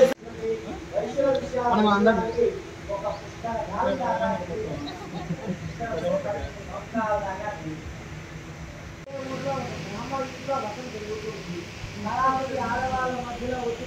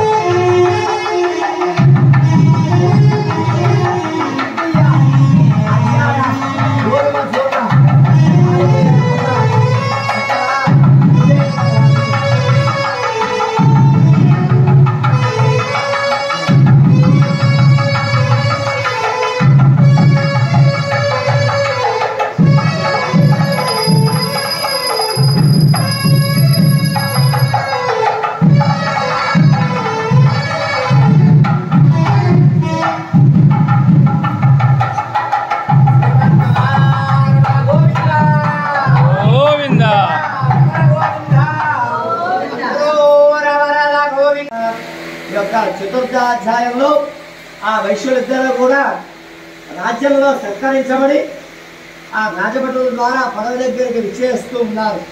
ఆ వచ్చినటువంటి ధనమో ధాన్యాన్నంతా కూడా రాజుగారు ఇచ్చిన ధనమో ధాన్యాన్నంతా కూడా పేదవాళ్ళకి, ముసలి వాళ్ళకి, బ్రాహ్మణులకి దాన ధర్మాలు చేసుకుంటూ వస్తూ ఉన్నారు. శ్రద్ధగా కళావతి సంకల్పం చెప్పుకున్నటువంటి కళావతి శ్రద్ధగా ఉదయాన్నే ప్రాతకాలంలో నిద్రలేచి తన గృహంలో ఈశాన్య భాగంలో సత్యనారాయణ స్వామి వ్రతం ఆచరింపజేస్తూ ఉంది. ఈ సత్యనారాయణ స్వామి ఈమె శ్రద్ధగా సంకల్పం చెప్పుకున్న విధంగా వ్రతం చేస్తూ ఉంది. ఈమె కోరిక ప్రకారం తన యొక్క భర్తల్ని, నాన్నగారిని విడుదల చేశాను, వారి బుద్ధి ఏమైనా మారిందా అనుకుని సత్యనారాయణ స్వామి వాళ్ళని పరీక్ష పెట్టడానికి ఆ నదీ ఒడ్డుకు వెళ్తారు. నదీ ఒడ్డుకు వెళ్ళి ఆ వైశ్యులు అడుగుతారు, వైశ్యులు మీరు చాలా పడవలో అనంతమైనటువంటి పెట్టెలన్నీ కూడా తీసుకొని వెళ్తున్నారండి, మీ పడవలో పెట్టెల్లో ఏమున్నాయో కొంచెం తెలియపరచవయా అని ఆ వైశ్యుడిని అడుగుతారు. ఆ సాధువు అనేటువంటి వైశ్యుడు ఈ సన్యాసేమో స్వామివారు ఏ రూపాన వెళ్ళారు, సన్యాస రూపంలో వెళ్ళారంట. ఈ సన్యాసేమో దొంగేమో మనకు రాజుగారు ఇచ్చిన ఆభరణములు, రత్నాలు, మనులు, మాణిక్యాలు దోచుకుంటారేమో అనుకొని ఆయనతో చమత్కారంగా మా పడవల్లో పెట్టెల్లో ఏమున్నాయా అన్నీ కూడా ఆకులు, అలమలు, ఫలాలు, పత్రములు మాత్రమే ఉన్నాయి అని తెలియపరుస్తారు. వీడికి ఎంత ధనాన్ని ఇచ్చినా సరే వీడి బుద్ధి మాత్రం మరి అక్కడే ఉంది. ఇదేంటి లోభి, అందుకని మనిషి ఎప్పుడు కూడా లోభిగా ఉండకూడదంట. కాబట్టి ఆ వైశ్యుడు ఎంత ధనాన్ని ఇచ్చినా సరే ఆ ధనాన్ని బయటపెట్టకుండా లోభత్వం అనేటువంటి లోభిగా అయ్యారు. కాబట్టి వీడు ఎంత లోభిగా ఆలోచిస్తున్నాడో, వాడు ఏమైతే కోరుకున్నాడో, ఏం కోరుకున్నాడో ఆయన ఫలాలు, పత్రాలు, ఆకులు, అలమలే కోరుకున్నాడు కదా, అవి కదా అస్తు అవుగా కానీ స్వామిగా జీవించి మరికొంత దూరం వెళ్ళిపోతాడు. ఎప్పుడైతే ఈ యొక్క వైశ్యుడు తానా సంధ్యావందన ఆచరణ కోసం పడవ దిగేసరికి పడవ తేలిపోయి వెళ్ళిపోతూ ఉంటుందంట. ఆ పడవలో ఉన్నటువంటి పెట్టెలన్నీ కూడా తెరిచి చూస్తే ఏమున్నాయి, బంగారు ఆభరణముల బదులు ఫలాలు, పత్రములు, ఆకులు, అలమలే ఉన్నాయంట. ఇదేంటి అల్లుడు గారు, మనం రాజుగారు ఇచ్చిన మన కళ్ళ ముందరే రత్నాలు, మనులు, మాణిక్యాలు ఇచ్చేస్తే ఇక్కడే ఫలాలు, పత్రాలు, పుష్పములు ఉన్నాయి అని చెప్పేసరికి ఆ అల్లుడు గారు చెప్తారు, మామ ఇందాక ఎవరో ఒక సన్యాసి వచ్చావు, ఆయనతో నువ్వేం చెప్పావు, చమత్కారంగా చెప్పావు. కాబట్టి అందుకని మన ఇంటికి ఎవరైనా సన్యాసి వచ్చినా సరే, అమ్మ మా ఇంట్లో ఏమీ లేదు పో అంటే ఏమి లేదు కదా వస్తుంది. అందుకోసమే మన ఇంటికి ఎవరైనా సన్యాసి వచ్చి ఒక గుప్పెడు బియ్యమైనా ఇచ్చి పంపించామని పెద్దవాళ్ళు చెప్పుకున్నటువంటి ఆచారం. ఎందుకనంటే మన ఇంట్లో ఏమి లేదు, పక్కింటికి వెళ్ళిపోయాయంటే ధనం అంతా కూడా పక్కింటికి వెళ్తుంది. అట్లానే ఈయన కూడా ఏం చెప్పారు, చమత్కారంగా మా దగ్గర ఆకురాలనే లేవని చెప్పే, బంగారావరణము లేవు అని చెప్పేసరికి ఆ బంగారావరణం అన్నీ కూడా ఆకురాలగా మారిపోయేసరికి ఇలాగా ఆయనతో మనం చమత్కారంగా చెప్పాము. సన్యాసితోటి ఆయన దగ్గరికి వెళ్తేనే ఎక్కడ పోయినటువంటి వస్తువు అక్కడే సంపాదింప చేసుకోవాలి అనుకొని ఆ విషయంతో కూడా పరిగెత్తుకుంటూ వెళ్ళి సన్యాసి దగ్గరికి వెళ్ళి తన గోడునంతా కూడా నిర్ణయించేసుకుంటాడు. అయ్యా స్వామి, నీకు ఇందాక మాకెవరో నువ్వు తెలియదయ్యా, మా దగ్గర ఉన్నటువంటి అన్నీ కూడా రత్నములు, మనులు, మాణిక్యాల ఆభరణములే మా పెట్టెల్లో ఉన్నాయి, కాబట్టి మమ్మల్ని క్షమించి మా వస్తువులు మాకు ఇవ్వవయ్యా అని తెలియపరుస్తారు. ఆ స్వామివారు మళ్ళీ తప్పును తాను తెలుసుకొని మళ్ళీ నా దగ్గర వచ్చారు కదా అనుకుని ఆ స్వామివారు మళ్ళీ అనుగ్రహింపజేసి తన యొక్క విధానంలో ఊరికి బయలుదేరుతూ ఉంటారు. ఆ విషయంలో మార్గ మధ్యంలో ఒక దూత కనిపిస్తారు. ఇంత బంగారావరములు ఇంటికి తీసుకుని వెళ్తే మళ్ళీ వీళ్ళు ఎన్ని ప్రశ్నలు చేస్తారు అనుకొని వాళ్ళ దూతగా చెప్తారు ఆ కవిష్యుడు, అయ్యా ఫలానా ఊరిలో రత్నసాన వనంలో మా కవిష్యురాల యొక్క ఇల్లు ఉంటుంది, అక్కడ మా ధర్మభర్త ఉంటారు, మా ధర్మభర్త నది ఒడ్డుకు రమ్మని చెప్పండి అని దూతకి చెప్తారు. ఆ దూత వీళ్ళకంటే కూడా ముందరగా వచ్చేసి అమ్మ వైశ్యురాలు ఇంటి వద్దకు వచ్చేసి, అమ్మ మీ శ్రీవారు నది ఒడ్డుకు వస్తున్నారంట, మీరు తక్షణమే ఆ నది ఒడ్డుకు రమ్మని చెప్పారు అని దూత చెప్పి వెళ్ళిపోతారు. అదే సందర్భంలో కళావతి శ్రద్ధగా వ్రతం ఆచరింపజేస్తూ ఉంది. లీలావతి అంటుంది, అమ్మ మొదటగా నేను వెళ్తాను, మీరు శ్రద్ధగా వ్రతాన్ని పూర్తి చేసిరా అమ్మా అని వెళ్తారు. అందుకని ఇక్కడి నుంచి వస్తున్నటువంటి సాంప్రదాయమే, వ్రతమంతా కూడా పూర్తి చేసిరా అమ్మ, నేను మొదటగా వెళ్తానని కళావతికి చెప్తుంది. కళావతి వాళ్ళ శ్రీవారు వస్తున్నారనేటువంటి తొందరలో వ్రతంలో అంతా పూర్తి చేస్తుంది, కానీ ప్రసాదము స్వీకరించడం మర్చిపోయి తొందరగా నది ఒడ్డుకి వెళ్తుంది. అందుకోసమే సత్యనారాయణ స్వామి వ్రతానికి ఏం కావాలి? భక్తి, శ్రద్ధ. ఆ భక్తిగా పూర్తి చేసింది కానీ శ్రద్ధగా ప్రసాదం స్వీకరించడం మర్చిపోయింది. అంటే స్వామివారి యొక్క పూజలో లోపం కలిగింది కాబట్టి స్వామివారికి ఆగ్రహం వస్తుంది. ఇవి నాకంటే కూడా ఎవరు ఎక్కువ అనుకొని ముందర వెళ్ళింది, తన భర్తే ఎక్కువ అనుకొని నది ఒడ్డుకి వెళ్ళింది కదా. స్వామివారి కోపం వల్ల ఆ నదిలో ఉన్నటువంటి ఆ సాధువనేటువంటి విషయం దిగుతూ ఉన్నాడు. ఇప్పుడు కళావతికి భర్త పడవలో నుంచి దిగుతూ ఉన్న సందర్భంలో స్వామివారి కోపం వల్ల నది ఒక్కసారి ఉప్పొంగున పొంగి కళావతికి భర్త పడవతో పాటుగా నదిలో పడి వెళ్ళిపోతాడు. ఇంతలోకే ఆ కళావతి నది ఒడ్డుకు వస్తుందంట. నాన్నగారు, అమ్మగారు, నా భర్త ఏడి ఎక్కడ ఉన్నారు? చాలా కాలం తర్వాత చూస్తున్నాను. ఏనండి అని అడిగేసరికి, అమ్మ నీ భర్త ఇంకెక్కడమ్మా, నది ఒక్కసారి ఉప్పొంగున పొంగి నది లోపల వెళ్ళిపోయాడు అనే మాట తెలియపరుస్తాడు అక్కడ వైశ్యుడు. కళావతి గోర్లమంటూ రోధిస్తూ, నా భర్తే లేనప్పుడు నేనెందుకు ఇక్కడ ఉండేది అనుకుని తన భర్తతో పాటుగా నది లోపల వెళ్ళిపోవాలని లక్ష్యం చేస్తుంది. ఇందులోని ఆకాశవాణి ఒక మంచి పరుగులు పరుగుతుంది. కళావతి నువ్వు శ్రద్ధగా వ్రతము పూర్తి చేశావమ్మా, వ్రతంలో ఉన్నటువంటి ప్రసాదం స్వీకరించకుండా మర్చిపోయావు. అందుకోసమే స్వయంవారం ఆగ్రహం వల్ల నీ భర్త నది లోపల నుంచి నది లోపలికి వెళ్ళిపోయాడు. నీవు తక్షణమే శ్రద్ధగా ప్రసాదం స్వీకరించి వస్తే స్వామివారి అనుగ్రహం వల్ల నదిలో నుంచి నడుచుకుంటూ వస్తామని ఆకాశవాణి చెప్తుంది. ఆ మాటలు విన్నటువంటి కళావతి శ్రద్ధగా గృహానికి వచ్చేసి, ఓ సత్యదేవ తప్పైపోయింది, నన్ను క్షమించవయా అని ప్రార్థన చేసుకొని క్షమాపణ చెప్పుకొని ఆ ప్రసాదం స్వీకరింపజేసి నది ఒడ్డుకు వెళ్తుంది. ఇప్పుడు అనుకున్నటువంటి విధంగా కళావతి భర్త నదిలో నుంచి నడుచుకుంటూ వస్తూ ఉన్నారు. ఆ వైశ్యుడు, ఇంత సంపాదింపజేశాను, రాజుగారు ఇంత ధనం ఇచ్చారు, కానీ మా కష్టం నిన్ను తెలియలేదు కాబట్టి ఆ నది ఒడ్డునే సత్యనారాయణ స్వామి వ్రతం చేయాలి అని సంకల్పం చేస్తున్న సాధుమయ్య వైశ్యుడు ఆ యొక్క గంగా రామలో గురులో ఉన్న ప్రజలంతా కూడా పంచివేసి తక్షణమే ఆ నది ఒడ్డున ఈ యొక్క సత్యనారాయణ స్వామి వ్రతం చేసి ఆ విష్ణువు యొక్క కుటుంబం వైకుంఠ ప్రాప్తి కలిగిందని చెప్పి ఈ యొక్క చతుర్థాధ్యాయంలో తెలియపరుస్తూ ఉన్నారు. స్కాందపురాణ రేఖాగండేన చతుర్థాధ్యాగత పరిసమాప్త శ్రీమద్భారణ గోవింద గోవింద.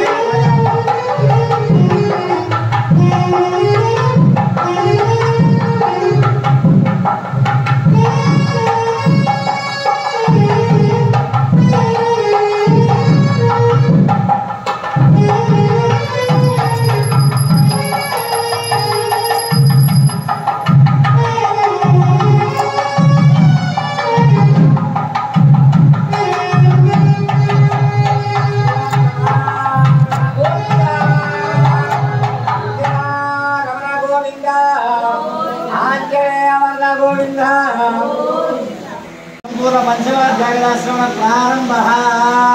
ఈ యొక్క 5వ అధ్యాయంలో సత్యనారాయణ స్వామి వ్రతం చేసినటువంటి వ్యక్తి శూద్రుడు ఈ వ్రత విధానాన్ని ఎలా చేశారు, ఎటువంటి విధానంలో ఉన్నదో తెలియపరుస్తున్నారు. పూర్వము భారతదేశంలో రెండు రాజ్యములు ఉండేవి.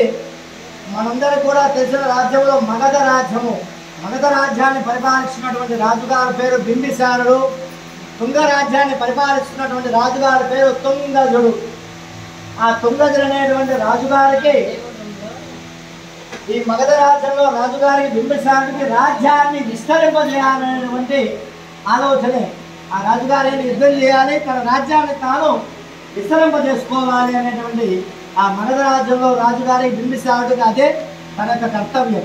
కానీ ఈ తుంగ రాజ్యంలో తుంగజుడు అనేటువంటి రాజుగారికి తన ప్రజలు ఎంతో బాగా పరిపాలన చేస్తూ ఉండాలి, ధర్మబద్ధమైనటువంటి పరిపాలన అందజేయాలనేటువంటి లక్ష్యం ఏమిటి. ఈ రాజుగారి తుంగజుడు అనేటువంటి రాజుగారికి ధనం ఉంటుంది, ధాన్యం ఉంటుంది, ఐశ్వర్యం ఉంటుంది, 100 కుమారులు ఉంటారు, అశ్వబలము, గజబలము, సైనిక బలం ఉంటుంది. తన ప్రజలు ఎంతో బాగా పరిపాలన చేస్తూ ఉంటారు. తన ప్రజలు ఏ కష్టం వచ్చినా సరే స్వయాన రాజుగారి పరిష్కారం చేస్తూ ఉంటారు. తన ప్రజలు అడవులో ఉన్నటువంటి మృగాల ద్వారా ఇబ్బందులు పడినటువంటి విషయాన్ని తెలుసుకున్నటువంటి తుంగజుడు రాజుగారు అరణ్యానికి వేటకు బయలుదేరుతారు. అదే అరణ్యములో ఒక మారేడు చెట్టు కింద ఈ గొల్ల పిల్లవాళ్ళందరూ కూడా, అంటే యాదవ రాజులు గొల్ల పిల్లవాళ్ళందరూ కూడా మారేడు చెట్టు కింద ఇక్కడ సత్యనారాయణ స్వామి వ్రతం చేస్తూ ఉంటారు. ఆ రాజుగారు వేటాడడానికి అడవి బయలుదేరుతూ ఉన్న సందర్భంలో ఈ యొక్క వ్రతం జరిగేటువంటి స్వామివారిని కూడా తిలకించకుండా వేటకి బయలుదేరుతారు. ఈ యొక్క యాదవరా గొల్లపిల్ల వాళ్ళందరూ కూడా రాజుగారిని చూసి వ్రతం పూర్తయిపోయినంత ఆ ప్రసాదాన్ని తీసుకొని రాజుగారి దగ్గరికి వెళ్తారు. అయ్యా, మీ రాజ్యంలో మేము గొల్లపిల్ల వాళ్ళమండి, మేము ఈరోజు సామూహికంగా వ్రతం ఆచరణ చేశాము, ఇదిగోండి ప్రసాదం అని చెప్తారు. చూడండి, మనకు ఎవరైనా ప్రసాదం పెడుతూ ఉంటే ఉద్దు అనుకుంటా చేయబడతామంట. అట్లానే ఆ రాజుగారు కూడా చేయబట్టేశారు. ఈ గొల్లపిల్ల వాళ్ళని కూడా ప్రసాదం పెట్టి మళ్ళీ పూజ చేసుకోవడానికి బయలుదేరుతారు.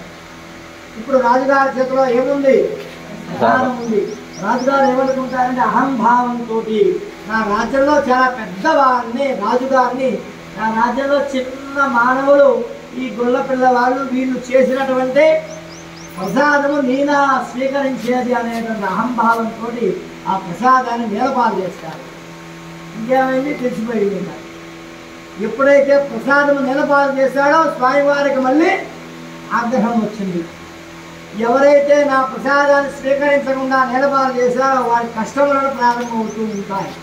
ఆ రాజుగారు వేటాడుతూ ఉంటా కూడా పూర్తి చేసుకుని తన రాజ్యానికి వెళ్తూ ఉన్న సందర్భంలో ఈ మగధ రాజ్యంలో రాజుగారు బింబిసారుడు ఆ తుంగ రాజ్యం మీద దండయాత్ర చేస్తారు, యుద్ధాన్ని పాటిస్తారు. ఆ యుద్ధంలో ఈ తుంగజుడు అనేటువంటి యొక్క 100 కుమారులు, అంటే 100 మంది కుమారులు ఆ యుద్ధంలో ఒక్కసారి మరణిస్తారు. అశ్వబలం పోతుంది, గజబలం పోతుంది, సైనిక బలం పోతుంది. తన రాజ్యంలో ప్రజలు ఎంతో బాగా చూసుకున్నటువంటి ఆ ప్రజలు కూడా అనేక ఇబ్బందులు పడుతున్నటువంటి విషయాన్ని చూసినటువంటి తుంగజుడు అనేటువంటి రాజుగారు వేటాడుంటా పూర్తి అయ్యేసరికి ఇన్ని విషయాలు జరిగిపోయేసరికి ఆ రాజుగారికి వైష్ణవతలు లేనివాడుగా, పిచ్చివాడు అంటే వైష్ణవతలు లేనివాడుగా మారిపోయాడు. వైష్ణవతలు లేనటువంటి రాజుగారిని బింబిసారుడు వధించకుండా అట్లానే వదిలివేస్తారంట. చివరికి రాజుగారు అదే రాజ్యంలో తిరుగుతూ వైష్ణవతలు లేనివాడుగా తిరుగుతూ ఒకరోజు ఆయన తెలియకుండా అరణ్యాన్ని వచ్చేశారు. మళ్ళీ వీళ్ళు అది యాదవ రాజులు మళ్ళీ సంవత్సరానికి ఒకసారి మాఘ పౌర్ణమి నాడు వ్రతం చేస్తున్నారు. మళ్ళీ సంవత్సరం అయిపోయింది అనుకొని మళ్ళీ వీళ్ళందరూ కూడా వ్రతం చేశారు. మళ్ళీ మనం పోయినసారి మాఘ పౌర్ణానికి రాజుగారికి ఏం పెట్టాం? ప్రసాదం పెట్టాం. మళ్ళీ ఈసారి రాజుగారు ఇచ్చేశారు అనుకొని మళ్ళీ ప్రసాదం తీసుకొని రాజుగారి దగ్గరికి వెళ్ళి రాజుగారి చేతిలో మళ్ళీ పెడతారు. ఇప్పుడు రాజుగారు ఏమిటి? ప్రతిష్ఠితాలు లేనివాడు కదా, అహం కూడా లేదు, వైష్ణవం లేనివాడు కాబట్టి పెట్టిన ప్రసాదాన్ని వెంబడే స్వీకరిస్తారంట. ఎప్పుడైతే తన తప్పును తాను తెలుసుకొని మళ్ళీ ప్రసాదం స్వీకరింపజేశాడో తనకు పూర్వజ్ఞానంతా కూడా మళ్ళీ విచ్చేసి తాను ఏం కోల్పోయామనేటువంటి విషయాన్ని రాజుగారిని తెలుసుకొని తన రాజ్యాన్ని తాను యుద్ధం చేసి కాపాడుకొని అప్పుడు తన రాజ్య ప్రజలందరి చేత కూడా ఆ తుంగ రాజ్యంలో రాజుగారు ప్రజలందరూ కూడా సామూహికంగా ఈ యొక్క సత్యనారాయణ స్వామి వ్రతం చేసి రాజ్యము అభివృద్ధి తెచ్చుకుని చివరికి అందరూ కూడా వైకుంఠ దర్శనం కలిగిందని చెప్పి తెలియపరుస్తూ ఉన్నారు. ఈ యొక్క స్కాంద పురాణంలో రేఖాఖండంలో 5 అధ్యాయముల యొక్క సారాంశం ఏమిటి అంటే ప్రధానమైనటువంటి సారాంశము మొదటి అధ్యాయంలో సత్యనారాయణ స్వామి వ్రతం ఎలా చేయాలి, రెండో అధ్యాయంలో బ్రాహ్మణ వ్రతాన్ని ఆచరింపజేసి ఐశ్వర్యాన్ని పొందాడు, మూడో అధ్యాయంలో క్షత్రియుడు వ్రతం ఆచరింపజేసి సంతానాన్ని పొందాడు, నాలుగో అధ్యాయంలో వ్రతము చెయ్యకుండా మళ్ళీ వ్రతం ఆచరింపజేసి తన యొక్క వైశ్యుడు కష్టములు అనుభవించేసి వ్రతాన్ని ఆచరింపజేశాడు, ఐదో అధ్యాయంలో ప్రసాదము స్వీకరించకపోవడం వల్ల ఆ రాజుగారు ఎట్టి కష్టములు పొంది మళ్ళీ వ్రతమాచరణ చేశారు. అంటే బ్రాహ్మణ వైశ్య క్షత్రియ శూద్ర చాతుర వర్ణాల వాళ్ళు ఈ వ్రతాన్ని ఆచరణ చేసి స్వామివారి కనికరం పొందారని చెప్పి ఈ యొక్క 5 అధ్యాయాల యొక్క సారాంశము. కాబట్టి ఈ యొక్క సత్యనారాయణ స్వామి వ్రతాన్ని కలియుగంలో భూలోకములో రత్నగిరి అనేటువంటి కొండ మీద సత్యనారాయణ స్వామిగా స్వయంభుగా అన్నవరం క్షేత్రంలో వేచేసి ఉన్నారు. ఆ సత్యనారాయణ సరకరం కలగాలి, ఇక్కడ ఉన్నటువంటి సత్యనారాయణ సరకరం కలగాలని చెప్పి ఇక్కడ విచ్చేసినటువంటి 50 మంది భక్త మహాభక్తులకి, నూతన గృహప్రవేశం చేసుకున్నటువంటి దంపతులకి, ఈ కుటుంబ సభ్యులందరికీ కూడా సత్యనారాయణ సరకరం కలగాలని చెప్పి అందరూ కూడా మనస్ఫూర్తిగా నమస్కారం చేసుకుంటూ సర్వే జనాః సుఖినో భవంతు మంగళాని భవంతు.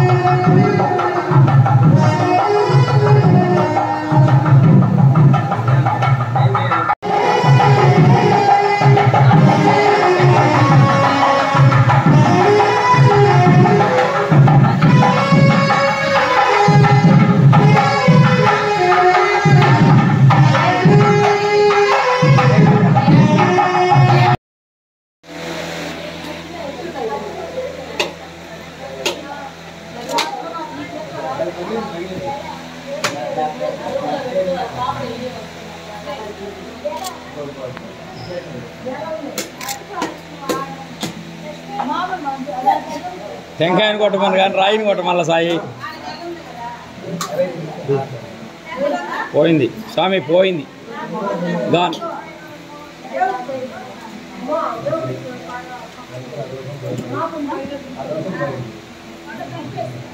రాయిని సాయి, రాయిని కొట్టమల్లా, కొబ్బరికాయని కొట్టమన్నారు.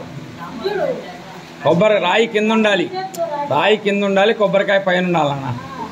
చెప్పండి అమ్మా, పక్కన ఉండాలి. చెప్తే రేపు పెళ్ళి పనులు ఇబ్బంది కదా, అన్నీ చెప్పద్దు.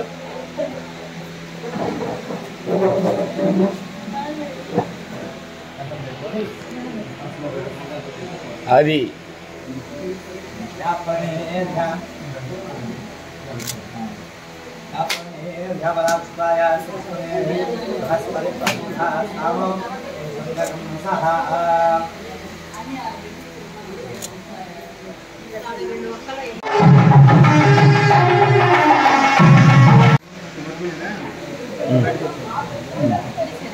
పట్టుకోండి కదలకుండా పట్టుకోండి.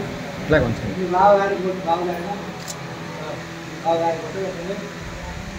ఓం సుమంగళే సమేత వస్తదా సౌభాగమస్వేదంతాయాదాస్తరం విపరేతనః గంధం పెట్టండమ్మ, గంధద్వారాం పెట్టండి. ఓం ఈ యొక్క చెల్లెల గారు బావగారి యొక్క నూతన గృహప్రవేశం మరియు సత్యనారాయణ స్వామి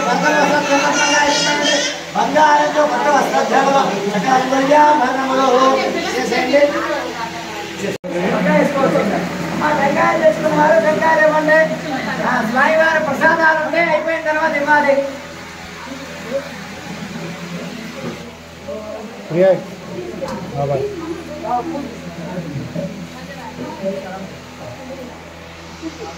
మా తులసి దళాలు కూడా ఉన్నాయి.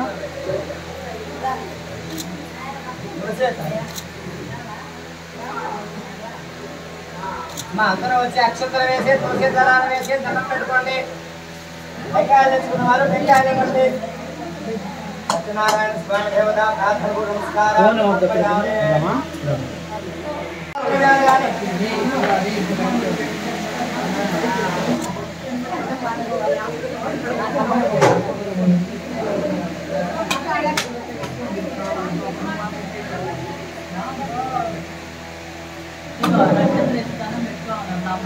సార్ చూడాలి సార్. ఒక్క నిమిషం సార్, ముందుకెళ్ళండి సార్. సార్ కొంచెం ముందుకెళ్ళండి సార్. చూడండి సార్, ఎలాగా చూడాలి sir. Sir Manoj sir, okay.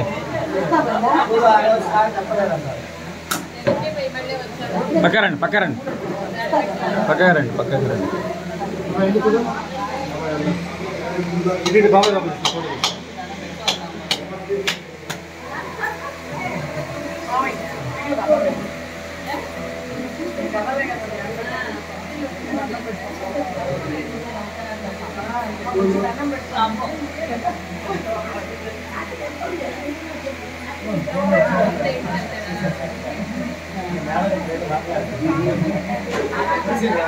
Madam కొంచెం బ్యాక్ చేయండి మేడం కొంచెం బ్యాక్ చేయరా.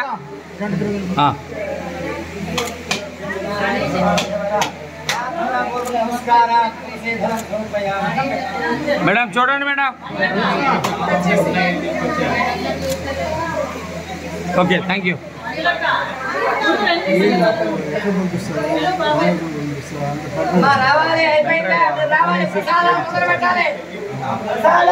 వాళ్ళు ల్యాప్టాప్ తెచ్చుకోవాలి.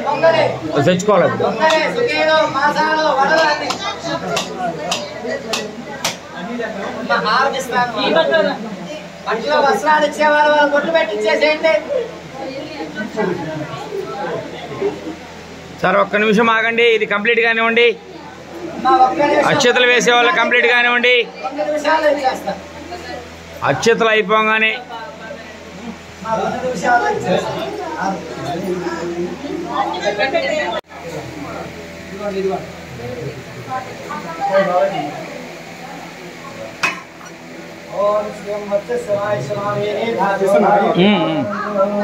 సార్ చూడండి సార్. సార్ చూడాలి సార్. సార్ అందరూ చూడండి మేడం. ఓకే. బామూర్తి గారు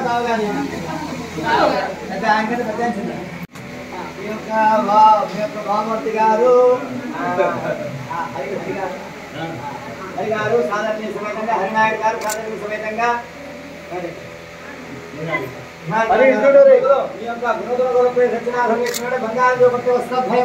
ఓకే సార్. బామూర్తి గారు సార్ పేరు సార్ చూడండి సార్, అలాగా చూడాలి సార్. ఓకే.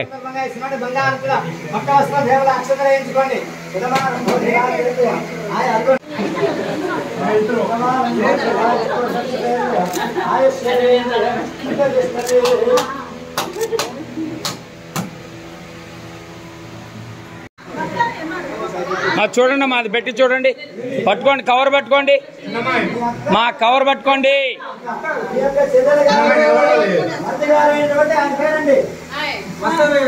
ఏమండి అది ఇవ్వండి.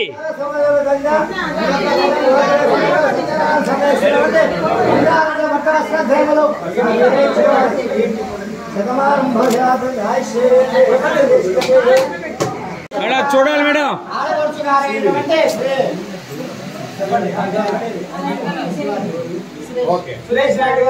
మేడం చూడండి మేడం. లావణ్య గారు మీ యొక్క చెల్లెలు బావ గారు ఏంటంటే లావణ్య సురేష్ గారు దంపతులు మీ యొక్క నూతన రూపాయ సత్యనారాయణ సంగేశ్వరి బంగారు చోట దేవుడు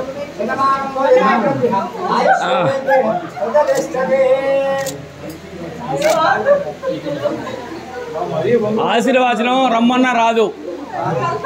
ఒక్క నిమిషం సార్, హారతిస్తాను. ఒక్క నిమిషం అమ్మా, నైవేద్యం పెట్టి హారతిస్తే మీరంతా మంగళ ద్రవ్యాలు ఇచ్చేది. మా చూడండి, మా ఒకసారి పట్టుకొని చూడండి. అలాగా వాళ్ళు పట్టుకొని చూడండి. చూడండి మేడం. ఓకే. ఇచ్చే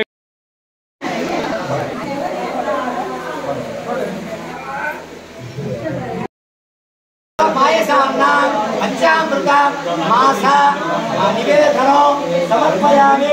ఐదు సర్వదా చూపించండి. ఓం ప్రాణాయ స్వాహ, ఓం అపానాయ స్వాహ, ఓం జ్ఞానాయ స్వాహ.